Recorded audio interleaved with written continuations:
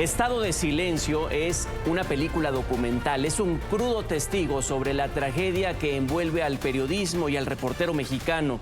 La violencia con sus diferentes formas intentan masacrar el derecho de estar informados de una sociedad noble. Según el Comité para la Protección de Periodistas, de 1992 a la fecha han sido asesinados en América Latina 229 periodistas con confirmación de relación del ataque con su labor. 86 de ellos mexicanos. Los datos del organismo artículo 19 son más altos: 46 en el sexenio de López Obrador, 47 en el de Peña Nieto, 48 en el de Calderón, Hinojosa. Reporteros Sin Fronteras tiene un ranking de países más peligrosos para ejercer el oficio.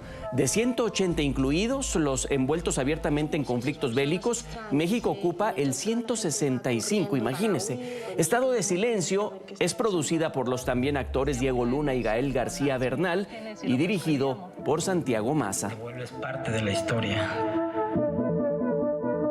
Y lo que nos toca a nosotros. Bueno, hoy es un gusto que Santiago Maza nos reciba este contacto. Bienvenido. Gracias por invitarme a platicar de Estado de Silencio. En las formas, Santiago, de lo particular a lo general. Es decir, así armas el documental de situaciones específicas que nos dibujan el gran problema, la gran tragedia. Sí, bueno, la realidad de los periodistas pues, tristemente se repite, lleva muchos años en los cuales las amenazas, la violencia, el desplazamiento son una constante.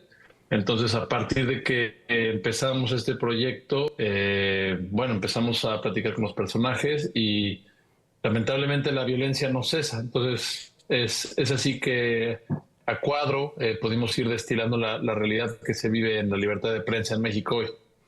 Está al aire ya, por decirlo de esa manera, en una plataforma mundial que es Netflix. ¿Por qué es importante conocer esto?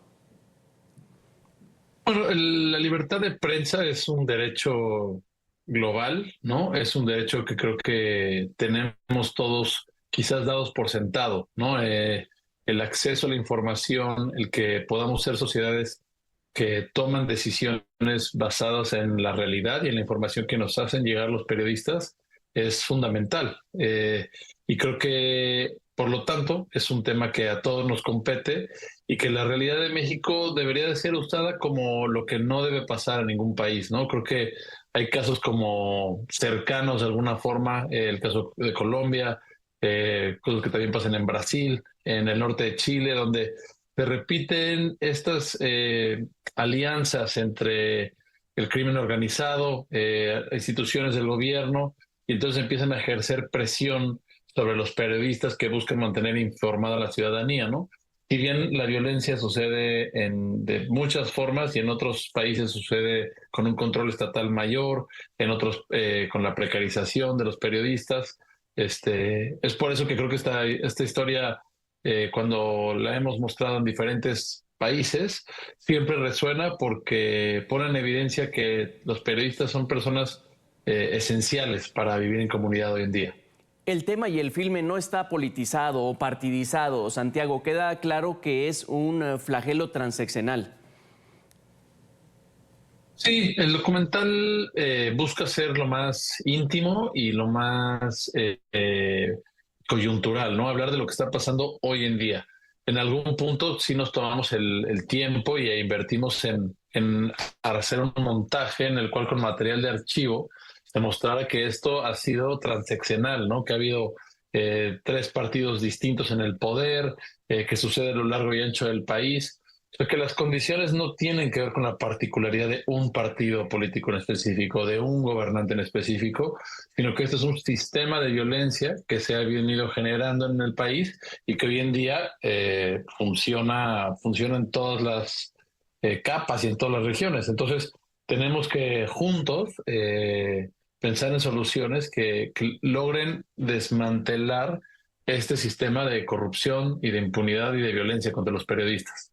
El derecho a estar informados. Me parece relevante que al agredirnos el impacto no se quede en el reportero o en el dueño del periódico, va a la comunidad. Sí, creo creo que es esencial para nosotros que la ciudadanía, al ver este documental, se apropie de ese derecho a estar informados, ¿no? O sea, al final uno le puede exigir al gobernante que ponga las condiciones para que el periodista pueda hacer su trabajo de forma segura, al empresario de que cuide a sus empleados y que les pague debidamente para que no estén precarizados, para que la salud mental sea de los pilares del gremio, pero también es clave que la ciudadanía nos apropiemos de nuestro derecho a estar informados y de darnos cuenta de que justamente, ¿no?, los periodistas son personas en las cuales todos dependemos para poder ejercer ese derecho. En un año cargado de elecciones en todo el mundo es esencial que la información sea accesible y bueno, también en poder entender que realidades que son lejanas, ¿no? Si yo vivo en la Ciudad de México, ¿qué pasa en las costas? ¿Qué pasa en las comunidades de la sierra? O sea, toda esa información que al final sí me afecta y sí me determina, yo necesito al periodista para poder estar informado, ¿no? Entonces, creo que el documental sí busca entender que todo es parte de un ciclo vicioso o de un ciclo virtuoso de la información. Toco madera, tristemente siempre se puede estar peor. Vemos ejemplos en nuestro continente. ¿Qué le espera a una sociedad con sus reporteros acallados, con su prensa silenciada? Pues justo las zonas de silencio tienen una característica que es como cancerígena, ¿no? Como que se van contaminando y esparciendo y obviamente eso que empieza como un islote, de repente se empiezan a conectar estas zonas silenciadas y es gravísimo porque de entrada vulnera a las poblaciones que habitan en esos espacios, vulnera a los que queremos entender esos lugares o dependemos de ellos de múltiples formas. Y eso, creo que una sociedad que no está informada, al final el tejido social se va haciendo más débil y nos deja muy vulnerables. Entonces cualquier actor, ¿no? O sea, venga desde lo legal, desde lo ilegal, pero cualquier ente que se quiera aprovechar de nuestros recursos, aprovechar de nuestros derechos, dejarnos en un mal lugar, lo puede hacer porque no tenemos nosotros las herramientas para estar informados y hacerle frente a esas situaciones. Asesinato es la última violencia, pero los ataques y los acosos son diversificados, Santiago, incluso sutiles en ocasiones. A ver, la estadística es muy clara, ¿no? O sea, cada 16 horas hay un ataque contra la violencia en México. Y eso significa que, como dices, se manifiesta de muchas maneras, ¿no? Con amenazas, a veces las amenazas son muy directas, a veces son veladas, los ataques pueden ser físicos, a veces son letales, a veces no lo son, de la desaparición de periodistas, el atacar a las familias o a las personas cercanas a esas voces. Entonces, pues tristemente las formas de que se manifiesta esa violencia son múltiples, pero en todos los casos es un atentado justamente contra la capacidad del periodista de hacer su trabajo en condiciones donde uno quiera seguirlo haciendo, ¿no? O sea, por más pequeña que sea la amenaza, siempre hay un efecto de retracción después de recibirla y eso compromete al periodista, a su familia y a los lectores y participantes de la comunidad que está siendo informada. ¿Quién intenta matar al periodismo en México? ¿Narco, política, una fusión de ambos, crímenes ambientales? Santiago, coméntanos algo. Pues el actor número uno en contra de los periodistas en México es justamente esa rama de la narcopolítica en la cual el crimen o las formas ilegítimas del poder se alían con figuras que tienen algún papel en las instituciones que trabajan para el Estado. Y entonces ahí es donde o sea, en el momento donde hay esos dos componentes, es también donde surge la necesidad de querer callar a alguna voz. El crimen organizado de los cárteles, pues no digo que para bien, pero es tan descarado que no depende de la buena o la mala prensa. Quienes sí dependen de una buena prensa son quienes deberían de velar por nuestros derechos. Y eso es el Estado. Y cuando el Estado es corrupto, es cuando le incomoda que haya un periodista que nos esté informando. Los testimonios en el filme: Jesús Medina, Marcos Vizcarra, Juan de Dios García y María de Jesús Peters.